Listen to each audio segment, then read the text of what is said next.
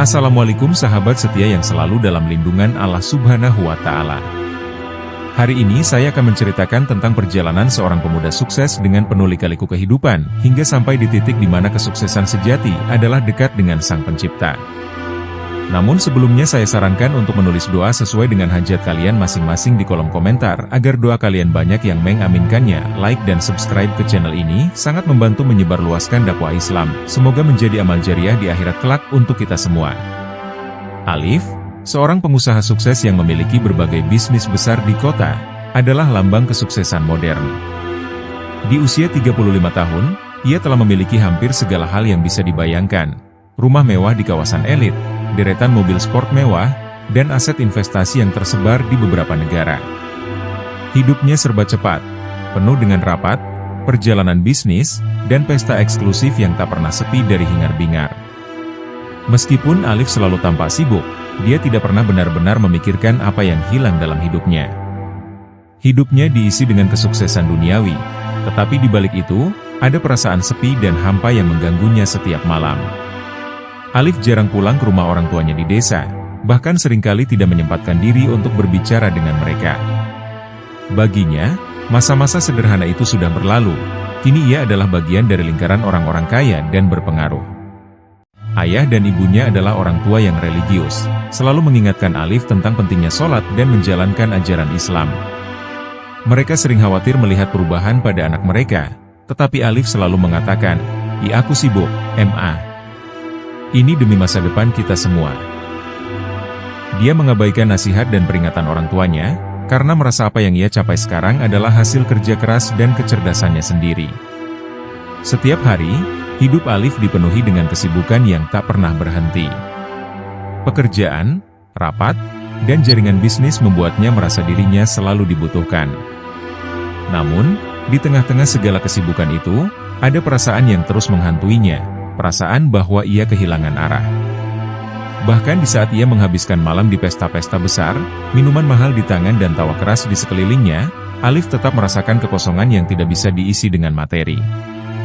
Meski demikian, ia tidak mau mengakuinya. Bagi Alif, menunjukkan kelemahan adalah tanda kekalahan, dan ia bukan orang yang suka kalah. Dalam pikirannya, kehidupan adalah perlombaan yang harus ia menangkan. Lebih kaya, lebih sukses, dan lebih dikenal.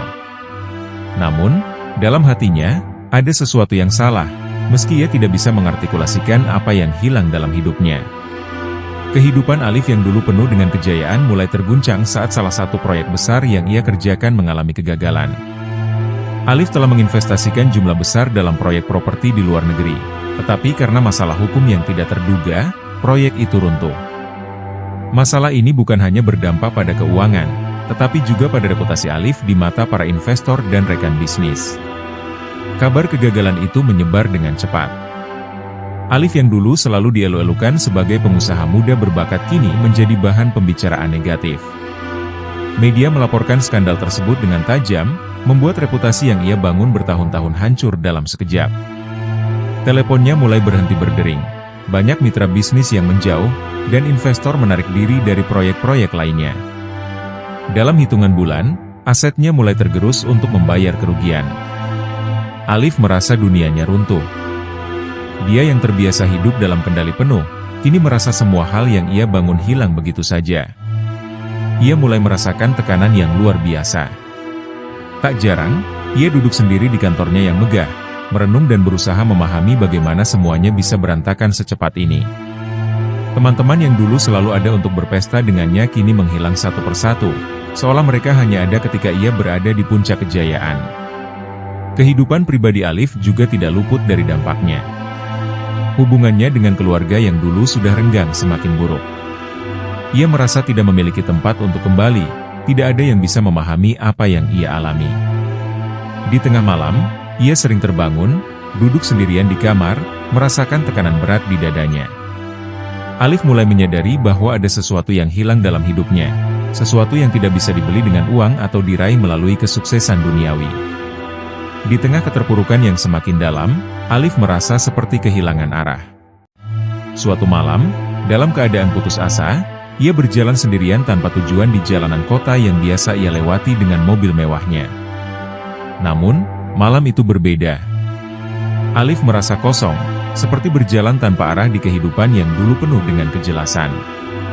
Ketika sedang berjalan tanpa tujuan, ia mendengar azan Isya berkumandang dari sebuah masjid kecil di ujung jalan. Suara itu begitu tenang, namun menggetarkan hati Alif dengan cara yang tidak ia duga. Sudah bertahun-tahun sejak terakhir kali Alif mendengar azan dan merasakan dorongan untuk merespons panggilan tersebut. Ia terdiam di depan masjid itu, merasa terpanggil untuk masuk, meskipun ada keraguan besar dalam hatinya. Setelah beberapa saat berdiri di luar, Alif akhirnya memutuskan untuk masuk ke dalam masjid. Langkahnya berat, seolah ada beban yang tak terlihat di pundaknya. Di dalam, suasana terasa damai, jauh dari kebisingan dan hiruk-pikuk dunia luar yang selalu melingkupinya. Beberapa jamaah sedang melaksanakan sholat berjamaah, dan Alif hanya bisa duduk di sudut masjid, merasa terasing di tempat yang dulu begitu akrab baginya. Imam masjid, seorang pria tua dengan janggut putih dan senyuman hangat, mendekati Alif setelah sholat selesai. Imam itu tidak bertanya apa-apa, hanya menatap Alif dengan penuh pengertian, seolah ia bisa melihat kegelisahan yang dalam di hati Alif. Setelah beberapa saat, ia berkata, "Enak, setiap orang dalam hidupnya akan mengalami cobaan. Namun, ketahuilah bahwa Allah selalu menunggu kita kembali kepadanya, tidak peduli seberapa jauh kita telah tersesat." Kata-kata itu menusuk hati Alif. Ia tidak bisa menahan air mata yang selama ini ia tahan. Alif menangis, bukan karena kegagalannya, tetapi karena kesadarannya bahwa selama ini ia telah mengabaikan hal yang paling penting dalam hidupnya, hubungannya dengan Allah. Untuk pertama kalinya dalam bertahun-tahun, Alif merasa kecil di hadapan Allah dan menyadari betapa jauh ia telah melangkah dari jalan yang benar. Malam itu, menjadi titik balik bagi hidup Alif.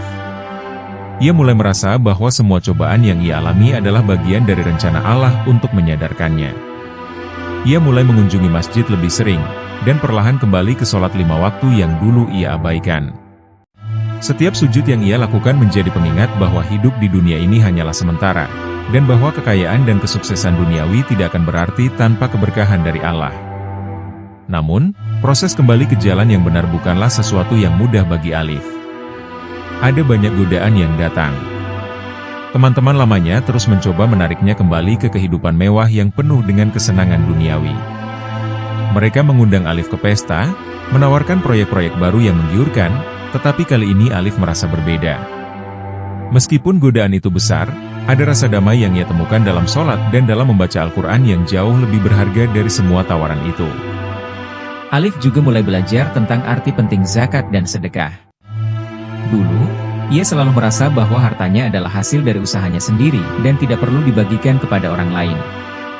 Namun, setelah ia mendalami ajaran Islam kembali, ia mulai menyadari bahwa harta yang ia miliki hanyalah titipan dari Allah, dan bahwa ada hak orang lain di dalamnya.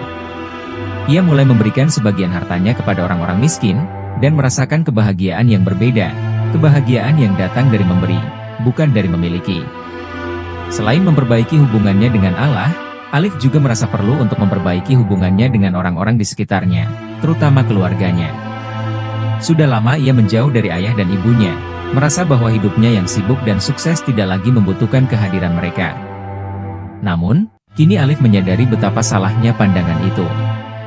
Suatu hari, Alif memutuskan untuk pulang ke kampung halaman, tempat ayah dan ibunya tinggal.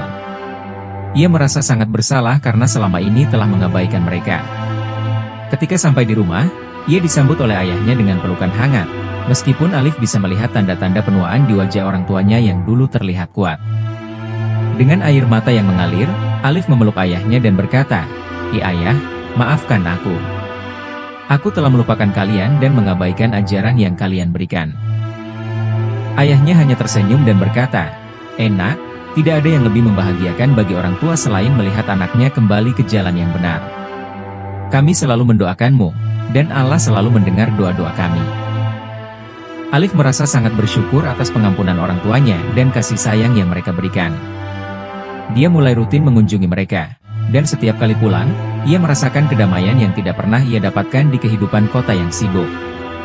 Hubungannya dengan keluarganya menjadi lebih erat, dan ia merasa lebih diberkati dengan kehadiran mereka di dalam hidupnya. Perjalanan Alif untuk kembali ke jalan Allah adalah perjalanan yang panjang dan penuh tantangan. Namun, ia merasa bahwa semua cobaan yang ia alami adalah bagian dari rencana Allah untuk menyadarkannya. Kini, Alif menjalani hidupnya dengan penuh kesadaran bahwa dunia ini hanyalah sementara, dan bahwa kekayaan yang sesungguhnya adalah ketika ia bisa hidup dalam ketenangan hati dan mendapatkan ridha Allah. Cerita ini memberikan pelajaran bahwa dalam setiap kesulitan, Allah selalu menyediakan jalan bagi hambanya yang ingin kembali. Harta, popularitas, dan kesuksesan duniawi tidak akan berarti apa-apa tanpa keberkahan dari Allah, dan bahwa taubat adalah pintu yang selalu terbuka bagi siapapun yang ingin kembali ke jalan yang benar. Semoga kita semua selalu diberikan pertolongan oleh Allah dan selalu ditunjukkan jalan untuk berada di jalannya, yaitu jalan orang-orang yang dicintai dan dirinya. Terima kasih sahabat setia yang sudah mendengarkan kisah ini sampai selesai. Saya harap sahabat semua menyukainya, dan jangan lupa untuk memberikan like dan subscribe. Wallahu a'lam bishawab. Wassalamualaikum warahmatullahi wabarakatuh.